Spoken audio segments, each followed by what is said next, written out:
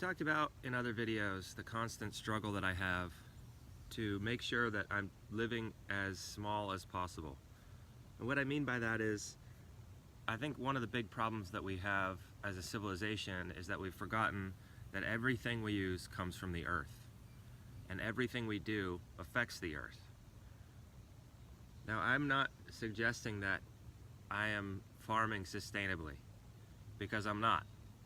Everything that I use is dependent on massive infrastructure, global transportation, mining. The question that I have is, am I reaching toward a more sustainable lifestyle? On the surface, at least, I'm doing better than most people because I'm growing a lot of the food that we consume, at least in the summer. I'd like to be growing 90 to 100% of what we consume year-round. That's a pretty lofty goal in today's society. People do it. It's a full-time gig. I'm not doing this full-time, but I think with my experience farming commercially, I can be as efficient as possible and get a lot closer than the average person. But all that's to say that I still am using things that are not sustainable. For instance, I'm trellising peas this morning and I'm using this chicken wire. This is a trick that I learned from my father-in-law, that he learned from his father.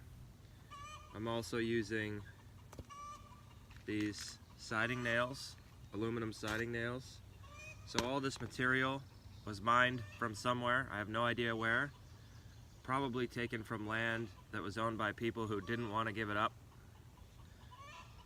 I had to cut down these cedar stakes, and on the one hand, they came from the property, so they didn't come from far away, but I used a chainsaw, and chainsaws are dependent on all of the same infrastructure: mining, petroleum, transportation.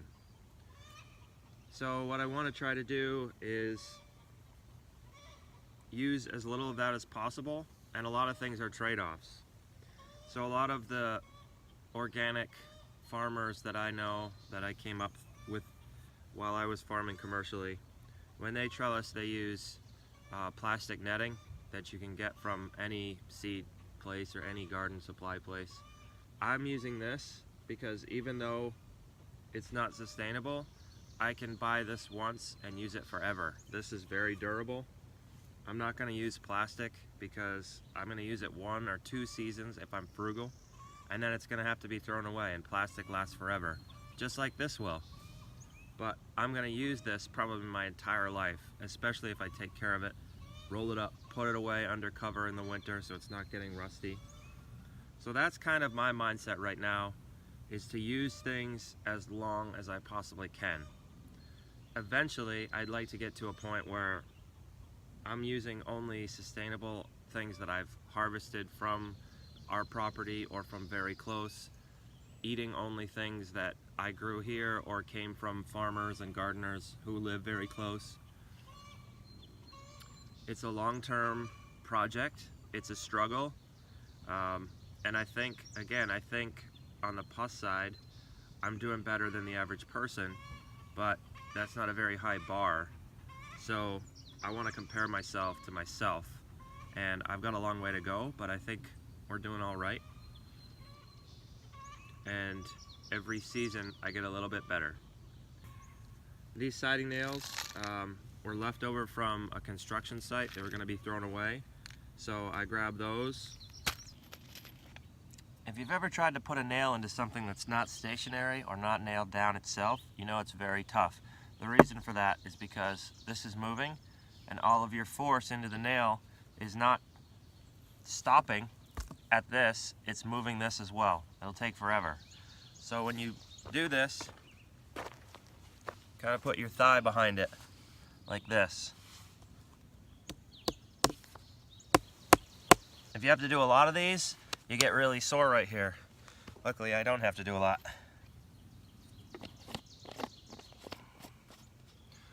Always cover this when you pick it up to move it. Seems like a hassle and a waste of time until you drop it and you're wasting time picking up nails out of your garden.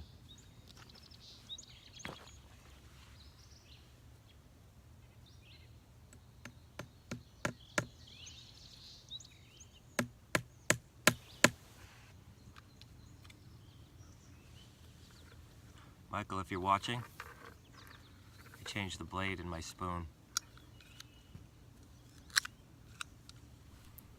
Alright, sorry for that inside joke, but the last time we were together planting trees, Michael gave me a whole bunch of guff about how dull my utility knife was. Anyway, now I'm going to show you how to tie a clove hitch, this simple way. This is the knot I always use to start my lashes, just out of habit. Make a loop, make another loop, put the second loop on top of the first one. You can then slide it over the end of whatever it is you're lashing. As I mentioned, I always start my lashings with a clove hitch. That's the way I learned. I always finish them with a timber hitch.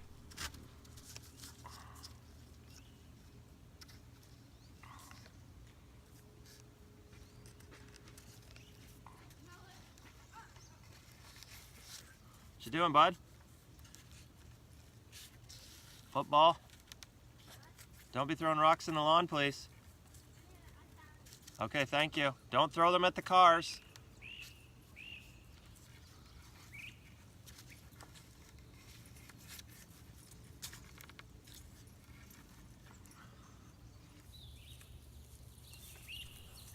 The last step to any lashing project, before the final knot, is known as frapping.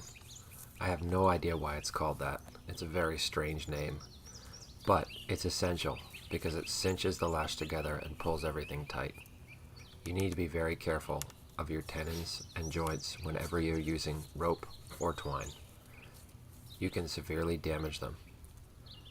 For instance, here, where I'm pulling on the pinky, that's very dangerous if you're not paying attention. I mentioned before that I always finish my lashes with a timber hitch, which is demonstrated here. A timber hitch is nothing more than an overhand knot that keeps on going. You can put as many loops as you want into the overhand knot. The more you put in, the harder it is to tighten.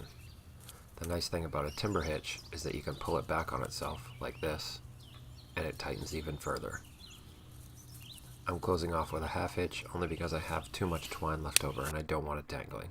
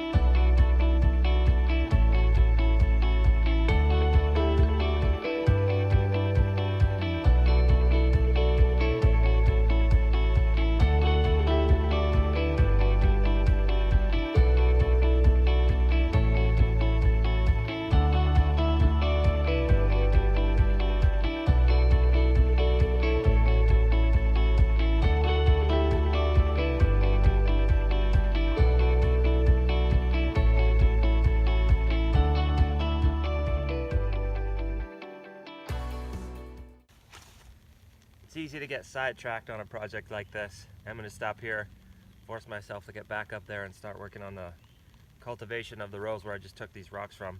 I normally wouldn't take them all this way with buckets, but my wheelbarrow has sand in it for a different project that I'm working on right now.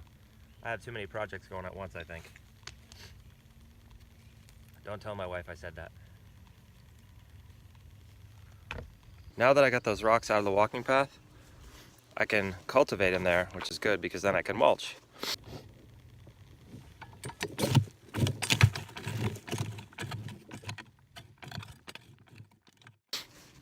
Right now it doesn't look great, but it will in a couple minutes.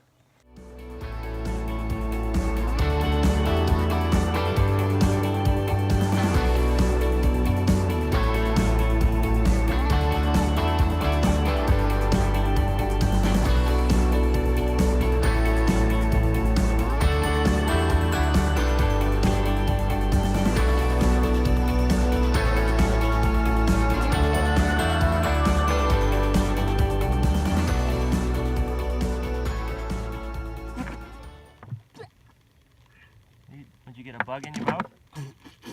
Yeah. Gross. Ugh. Did you get it out? I hope so with all that spitting. Yeah. I'm gonna lay it down like this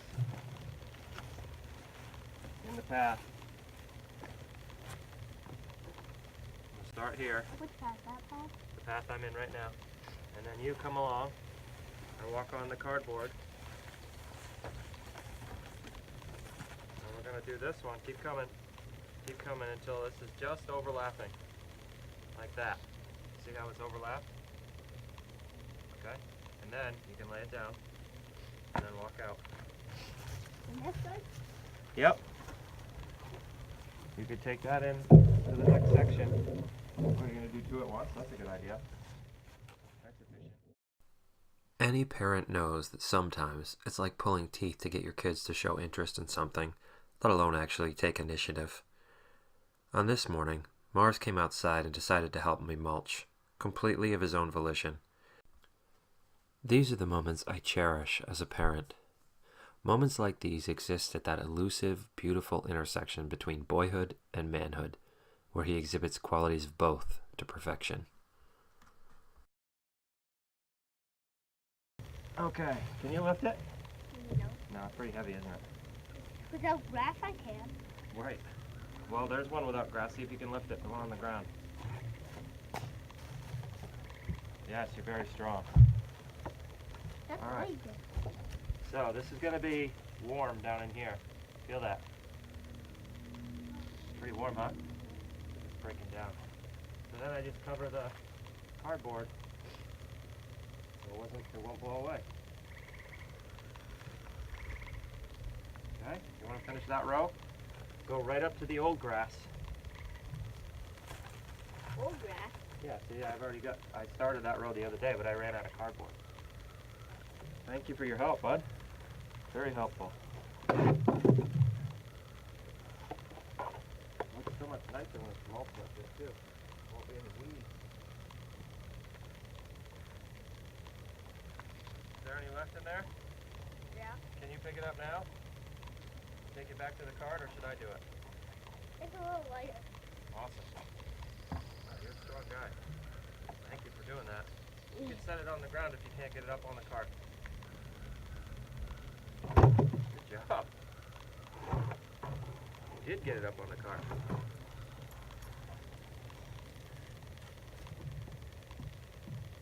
So what's it here?